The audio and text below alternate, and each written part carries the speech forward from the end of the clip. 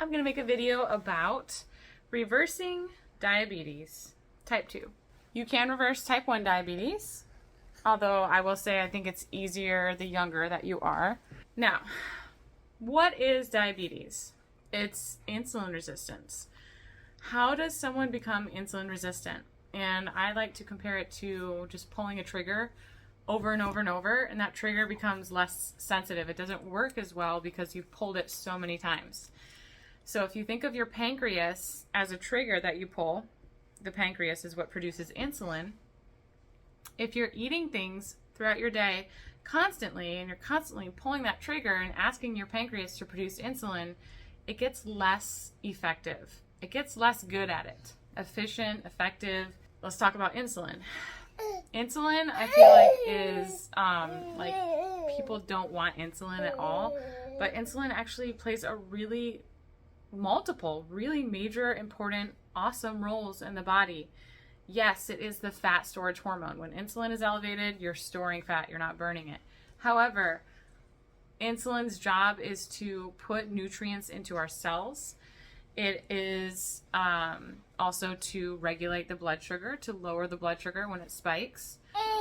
So insulin has a lot of important roles. It's not the bad guy, but hyperinsulinemia or too much insulin becomes a problem. So that's insulin resistance, when your trigger has been pulled too many times and you basically have to produce more and more insulin to stabilize your blood sugar than you need. Too much insulin causes excess fat storage. So this is insulin resistance. Insulin sensitivity is what we want, and that is when your trigger, so to speak, is sensitive. I don't know if you guys can see those dragonflies, but they are massive. We have some massive dragonflies, and we also have hummingbirds that are so pretty. I don't know if you guys have ever seen a hummingbird close up, but it's like gorgeous. Okay, so how do you reverse it? Well, so you can reverse insulin resistance and reverse type 2 diabetes by consuming less of the things that pull your insulin trigger. And that doesn't mean that you're never going to be producing insulin. We need insulin, and protein will raise insulin. But generally, carbohydrates are requiring the most insulin.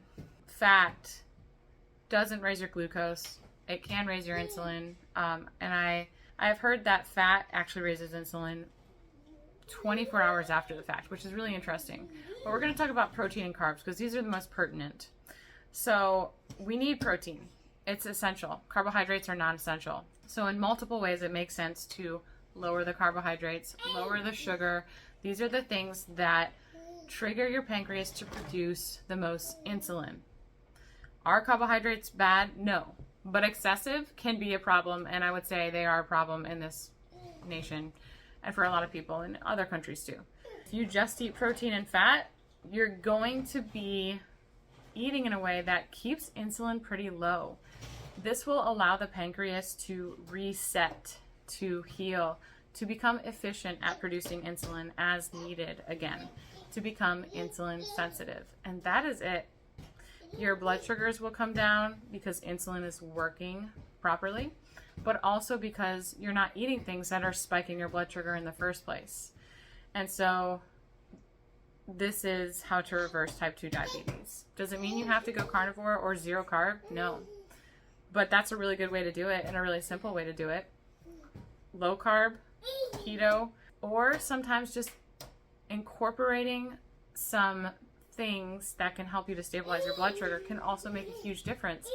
I've helped people to reverse type 2 diabetes, so many people, and not everyone I work with is strict lion, carnivore.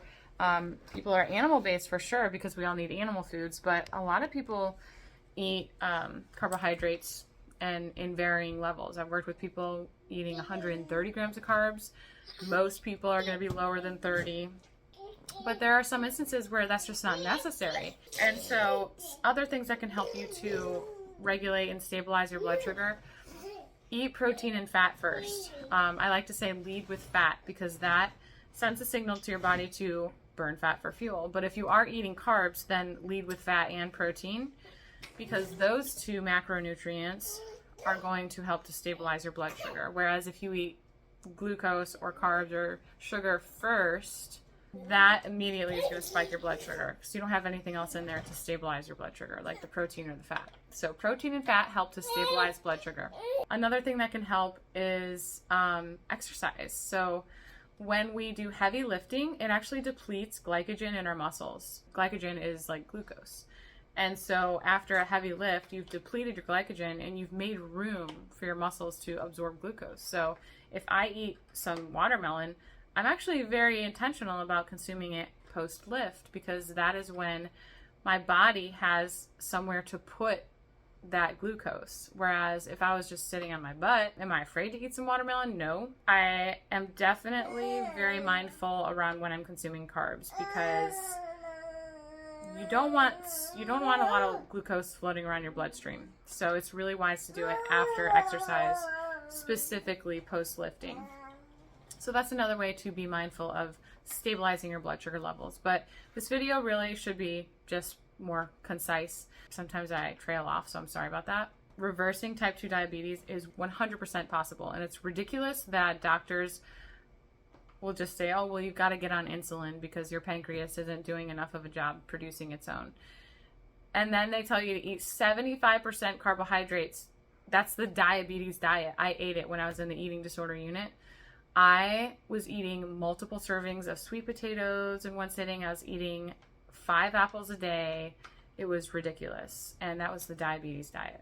My advice is probably don't listen to your doctor. And fat is not going to clog your arteries. I definitely think a low-carb, ketogenic, or carnivore approach is ideal.